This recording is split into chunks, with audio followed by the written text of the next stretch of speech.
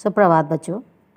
आज मैं आपको सुमित्रा नंदन पंत द्वारा रचित मुक्ति यज्ञ खंड काव्य का सारांश पढ़ाऊंगी। आप ध्यानपूर्वक सुनेंगे।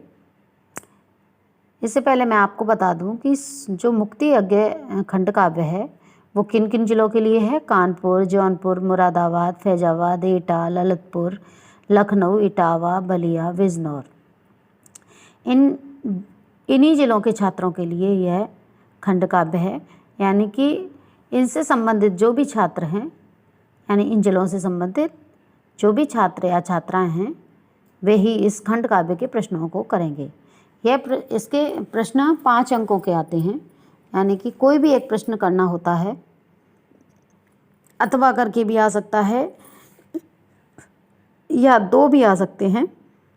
इसमें प्रश्न इस तरह से बनते हैं कि मुक्ति यज्ञ खंड काव्य की प्रमुख घटनाओं का उल्लेख कीजिए, या कह दीजिए कि प्रमुख राजनीतिक घटनाओं का वर्णन कीजिए, या मुक्ति यज्ञ की कथा वस्तु की विशेषताएं बताइए, या कह सकते हैं कि हम मुक्ति यज्ञ खंड काव्य की कथा वस्तु की समीक्षा कीजिए। इस प्रकार से प्रश्न बनते हैं। लेकिन जब इसकी आपको कहानी पता होगी तो आप इन प्रश्नों का उत्तर आसानी से दे सकते हैं। प्रश्न का उत्तर कहानी पर ही इसी कहानी पर आधारित होता है। यानी कि यदि आपको कहानी याद है तो इन प्रश्नों का उत्तर बहुत ही आसानी से दे सकते हैं। सिर्फ आपको उसको समझना है, रटना नहीं है। और कभी कभी प्रश्न आता है कि मुक्ति यज्ञ खंड काव्य के आधार पर प्रमुख पात्र का या प्रमुख नायक का चरित्र चित्रण कीजिए। तो इसमें गांधी जी का चरित्र चित्रण आएगा। तो आप आसानी से अपनी तरफ से भी लिख सकते हैं कि उन्होंने किस तरह से साबरमती के तट पर जाकर या दांडी यात्रा की थी, उन्होंने कितने दिनों तक की थी और उनकी क्या क्या विशेषताएं थी, वो आप चरित्र चित्रण में लिख सकते हैं। चलिए देखते हैं आगे।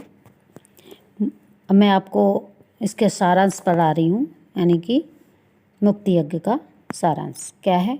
मुक्ति यज्ञ खंड काव्य सुमित्रा नंदन पंत द्वारा रचित लोकायतन महाकाव्य का एक अंश है।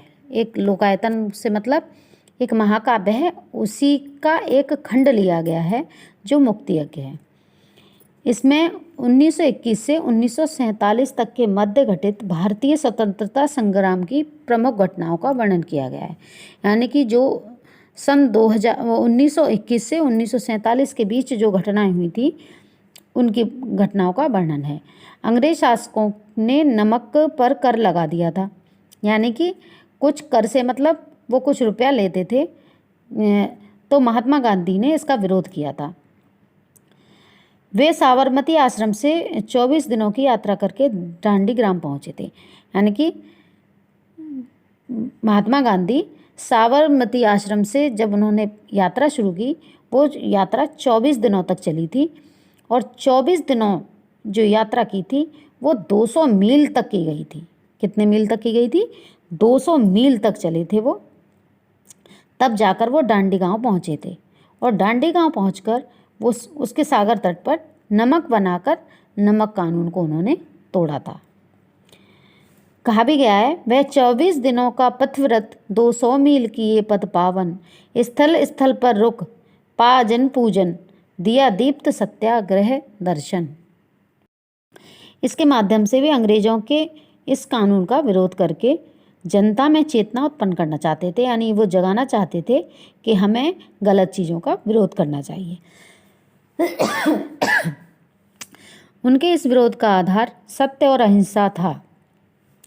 गांधी जी के इस सत्याग्रह में से शासक क्षुब्ध हो गए और उन्होंने भारतीयों पर दमन चक्र चलाना आरंभ कर दिया। यानी जब वो बहुत ज़्यादा क्रोधित हो गए अंग्रेज, तो उन्होंने क्या करा कि दमन चक्र चलाना शुरू कर दिया। गांधी जी तथा कई नेताओं को जेल में डाल दिया। भारतीय द्वारा जेलें भरी जाने लगी। जैसे जैसे दमन चक्र बढ़ता गया, वैसे वैसे मुक्ति यज्ञ भी बढ़ता गया। गांधी जी ने भारतीयों को स्वदेशी वस्तुओं के प्रयोग के लिए प्रोत्साहित किया।